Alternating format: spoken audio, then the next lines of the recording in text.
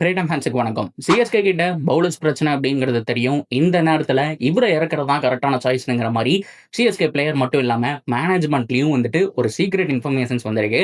அது எதனால அப்படின்னு கேட்டீங்கன்னா, ரீசென்ட் டைம் பிராக்டிக்ஸ் இதெல்லாமே வச்சு அவங்க ஃபைன் பண்ணக்கூடிய ஒரு விஷயம் நிறைய சோசியல் மீடியாலையும் ஷேர் பண்ணியிருக்காங்க. அஃபீஷியல் சோர்ஸ் 2, 3 பேரும் சொல்லியிருக்காங்க. பிளேயிங் 11ல இந்த 2 கீ பிளேயர்ஸ் இருக்க போறாங்க அப்படிங்கிற மாதிரி சொல்லியிருக்காங்க. அது யாரு, என்ன ஏது, பவுலிங் யூனிட் உண்மையாலுமே ஸ்ட்ராங்கா இருக்க போதா அப்படிங்கிறது எல்லாத்தையுமே கம்ப்ளீட்டா இந்த ஒரு வீடியோல பார்க்கலாம். அதுக்கு முன்னாடி ஃபர்ஸ்ட் டைம் சேனலுக்கு வரீங்கன்னா மறக்காம சப்ஸ்கிரைப் பண்ணி சப்போர்ட் பண்ணுங்க. அப்போதான் அப்டேட் எல்லாமே எங்களை வந்து சேரும். சரி வாங்க வீடியோக்குள்ள போலாம். ஸோ ஃபர்ஸ்ட் ஆஃப் ஆல் ரொம்ப முக்கியமா இந்த இடத்துல நம்ம பார்க்க வேண்டிய விஷயம், சிஎஸ்கேக்கு யாரு டெத் ஓவர்ஸ் போட போறா. எல்லிஸ் இருக்கிற வரைக்கும் மேட் ஹென்றி, கலீல் அகமது ஓரளவுக்கு பவர் பிளேல ஓப்பன் பண்ணி கொடுத்துருவாங்க. டெத் ஓவர்ல மேட் ஹென்ரிக்கு ஒரு 2 ஓவர் இருக்கும். அண்ட் எல்லிஸ் வந்துட்டு மிடில் போட்டாலுமே அவருக்கு ஒரு 2 ஓவர் இருக்கும். 4 ஓவர் ஆஃப் டெத் பவுலிங் செமையா அமைஞ்சது அப்படிங்கிற மாதிரி பிளான் பண்ணிட்டு இருந்தப்போ வச்சாம்பார் அப்படிங்கிற மாதிரி எல்லிஸ் வரல அப்படிங்கிற மாதிரி சொல்லிட்டாரு, due to injury concerns. So injury இருக்கிறதுனால அவர் வரல அப்படிங்கிறது ஒரு பக்கம் இருந்தாலுமே ரிப்ளேஸ்மெண்ட் அப்படிங்கிறது இன்னும் போயிட்டு இருக்கக்கூடிய ஒரு டாக் தான். ஆனால் நிறைய பேர் சொல்றீங்க இந்த பாட்மேன் வராரு, இவர் வராரு, அவர் வராருன்னு சொல்லிட்டு இது எல்லாமே போயிருந்தாலுமே ஸ்பென்சர் ஜான்சன் தான் அப்படிங்கிறது 99% கன்ஃபார்ம் ஆயிருக்கு. ரீசெண்ட் டைம்ல அவருடைய ஆக்டிவிட்டிஸ் பயோ மாத்திருக்காரு, எல்லோ கலர் ஹார்ட் போட்டிருக்காரு. அவர் ஆஸ்திரேலியா அதனால எல்லோ கலர் ஹார்ட் போட்ட அப்படின்னா இந்த 2 டேஸ்ல சிஎஸ்கே இருக்கக்கூடிய மோஸ்ட் ஆஃப் த பிளேயரை ஃபாலோ பண்ணியிருக்காரு, லைக் பண்ணியிருக்காரு, எல்லோ கலர் ஹார்ட்டை போட்டிருக்காரு. ஸோ அவர் வராருங்கிற விஷயம் ஆல்ரெடி அந்த சோர்ஸ் எல்லாம் சொன்னதுக்கு அப்புறம் அந்த போஸ்ட் கூட ஸ்டோரி போஸ்ட் பண்ணியிருக்காரு. இதெல்லாம் வச்சு பார்க்கும்போது அவர் தான் ரிப்ளேஸ்மெண்ட். ஆனால் அவருக்கும் இந்த என்ஓசி எல்லாம் கிடைக்கிறதுக்கு 1 or 2 வீக்ஸ் கேப் இருக்க போகுது. ஸோ எனிவே நெக்ஸ்ட் வீக் நடக்க போற அந்த மேட்ச்ல சிஎஸ்கே பொறுத்த வரைக்கும் அவங்க தனியாக தான் ஆட போறாங்க. ஸோ எல்லிஸும் இருக்க மாட்டாங்க, எல்லிஸோட ரிப்ளேஸ்மெண்ட்டும் இருக்க போறது கிடையாது.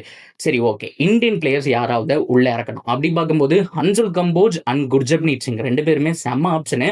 அன்சுல் கம்போஜ் போன சீசன் டெலிவர் பண்ண விதம் வேற level. Power play and death ஒரு 2மே நல்லா போட்டு கொடுத்தாரு, மறக்கக்கூடாது. அண்ட் குர்ஜப்ரீத் சிங் போன டைம் இன்ஜுரி ஆனதுனால இந்த பாயினை நீங்க மறந்துட்டீங்க. அவருடைய டொமஸ்டிக் கரியர் வேற லெவல் இருக்கு, பர்ஃபார்மன்ஸ் வேற லெவல் இருக்கு. இது ஆல்ரெடி இவருக்கு பதிலாக தான் ரிப்ளேஸ்மெண்ட்டாக உள்ள ஆயுஷ் மாத்திரே வந்தார் அப்படின்னு நினைக்கிறேன். ஆயுஷ் மாத்திரே டபுள் பிரேவ்ஸ்ன்னு தெரியல, ஆனால் இவருக்கு பதிலாக தான் வந்தாங்க. பட் இருந்தாலுமே அவரை மறுபடியும் நீங்கள் ரீடைன் பண்ணதுக்கான ரீசன் என்ன அப்படின்னா அவருடைய அந்த ஸ்கில் மோஸ்ட்லி நீங்கள் போட்டு பார்க்கல. இந்த சீசனில் எங்கேயாவது ஒன்று பக்கம் பார்ப்போம். இது போக முகேஷ் சௌத்ரி இருக்காரு, அவர் கூட அவுட் ஆஃப் த ஃபார்ம் அப்படின்னா கூட இந்த தடவை சீசனில் நிறைய பேரால ஒரு பேசப்படக்கூடிய ஒரு பிளேயர் அப்படிங்கிறது ராமகிருஷ்ணா கோஸ். இவர் ஒரு நெக்ஸ்ட் ஹார்திக் பாண்டியா அப்படிங்கிற லெவலுக்கு புஷ் பண்ற அளவுக்கு டேலண்ட் இருக்கு, நல்ல பவுலிங் இருக்கு, டொமஸ்டிக் கரியர் போய் பாருங்க. 50 ஓவர் ஃபார்மெட்ல டெத் ஓவர்ஸ் இந்த 46, 48, 15 சொல்லிட்டு இந்த 3 ஓவர்லையுமே ரன் கொடுக்காம போட்டிருக்காரு. ஒருத்தர் ரன் கொடுக்காம மெய்டன் ஓவர்ஸ் போட்டிருக்காரு ரொம்ப க்ரூசியல் டைம்ஸ்ல. அது மட்டும் இல்லாம எவ்வளவோ தடவை 30 ரன் கொடுத்து காப்பாத்தி இருக்கிறாரு. ஸோ அதாவது 4 ஓவர்ல வந்துட்டு 25-30 ரன் கொடுத்து 3 விக்கெட் 4 விக்கெட் எடுக்கிறது அப்படிங்கிற மாதிரி செம்மையா போட்டிருக்காரு. யாக்கர் நல்லா நெயில் பண்றாரு டெத்துல.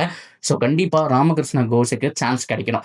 இதை தாண்டி இவரை பற்றி பேசணும் அப்படின்னா அவருடைய பேட்டிங் ஸ்கில்லுங்க, மரணத்தனமான ஹிட்டர், பயங்கரமாக அடிக்கிறார். அடித்தா ஒவ்வொரு சிக்ஸுமே வெளியில் போய் இவளுக்கு எந்த அளவுக்கு நம்ம பிரசாந்த் வீர், கார்த்திக் சர்மா, உருவில் பட்டேல்லாம் பேசுகிறோமோ அவங்களுக்கு ஈக்குவலான பேட்டிங் ஸ்கில் வச்சிருக்காரு. பேசிக்கலி இவர் ஒரு ஆல்ரவுண்டர் அப்படின்னா கூட அந்த பேட்டிங் ஸ்கில் அப்படிங்கிறது இம்ப்ரெசிவ், வேற லெவல் இருக்கு. ஹார்திக் பாண்டியா அடிக்கிற அளவுக்கு ஒரு ஹிட்டிங் இருக்கு.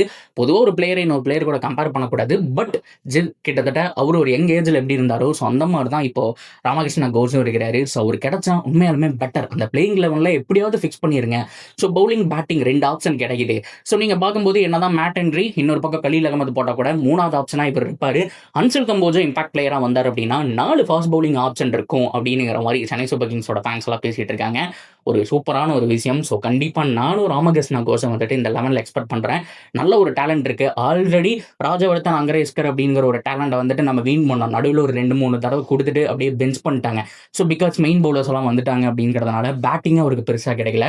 ஸோ அவர் அப்படியே விட்டாச்சு, அவரும் டீம் மாறிட்டே இருக்கிறாரு. ஸோ இந்த மாதிரி நிறைய டேலண்ட்டை வேஸ்ட் பண்ணுறதுலாம் இந்த டேலண்ட்டுக்கு சான்ஸ் கொடுக்கணும். என்னன்னா நேதான் இந்தியஸ் இல்லை அப்படின்னா கூட ஸோ நம்ம கிட்ட இவர் மாதிரியான ஒரு பவுலரை ப்ரொமோட் பண்ணி நல்ல விதமாக கொண்டு வரதா பெட்டர் நான் நினைக்கிறேன். ஸோ ஓவர்டனும் நல்ல சாய்ஸ் தான். பட் என்னை பொறுத்த வரைக்கும் ஒரு இந்தியன் டேலண்ட்டை ப்ரொமோட் பண்ணலாம். ராமகிருஷ்ணா கோஸ் பெட்டராக இருப்பார் அப்படிங்கிற மாதிரி தான் நான் நினைக்கிறேன். ஸோ ஓவராலாக இதுதான் லைனப்பாக இருக்க போகுது. சிஎஸ்கே பொறுத்த வரைக்கும் யார் அந்த 3 ஃபாஸ்ட் பவுலர்ஸ் அப்படின்னு கேட்டிங்கன்னா Matt Henry, Khaleel Ahmed confirm and Anshul Kamboj, Ramakrishna Ghosh. இதில் 2 பேரும் ஆட போகிறாங்களா இல்லை யாராவது ஒருத்தர் ஆட போகிறாங்களா அப்படிங்கிறத ஸோ அப்கமிங் அந்த சண்டே நடக்க போகிற மேட்ச்சில் வந்துட்டு நம்ம வெயிட் பண்ணி தான் பார்க்கணும். So that's video guys. நீங்கள் என்ன நினைக்கிறீங்க? சென்னை சூப்பர் கிங்ஸுடைய பிளேயிங் 11 பற்றி என்ன நினைக்கிறீங்க? ராமகிருஷ்ணன் கோஸ் அவருடைய பவுலிங் நீங்கள் டொமஸ்டிக் கெரியர்ஸ் அந்த வீடியோஸ் எல்லாம் எடுத்து பாருங்க. வேற லெவலில் இருக்குது. உண்மையிலுமே நல்லாவே போட்டிருக்காரு அப்படிங்கிற மாதிரி சொல்லலாம். அண்ட் பேட்டிங் ஆல்ரெடி சொன்ன மாதிரி மான்ஸ்டர் மாதிரி ஆட்டாரு. நம்பர் 7 நம்பர் 8 கூட வந்து ஒரு ஃபினிஷிங் டிபார்ட்மெண்ட் கடைசியாக ஒரு 10 பாலுக்கு ஒரு 25 ரன் வேணும். ஒரு 6 பாலுக்கு வந்துட்டு ஒரு 5 ரன் அடிச்சா வின் அப்படிங்கிற ஸ்டேஜுக்கு இந்த மாதிரியான ஒரு பேட்ஸ்மேனுக்கு மாட்டுச்சு அப்படின்னா கண்டிப்பாக வின் பண்ணிக்க கொடுக்கக்கூடிய அந்த பொட்டன்சியலும் இருக்கு. லெட்ஸ் see நடக்குது அப்படிங்கிறத பொறுத்து பார்ப்போம். ஸோ இதை பற்றின கருத்துக்கள் தாராளமாக கமெண்ட்ல சொல்லுங்கள். இந்த மாதிரி இன்னொரு வீடியோ வந்து மீட் பண்ணுறேன். See you soon guys.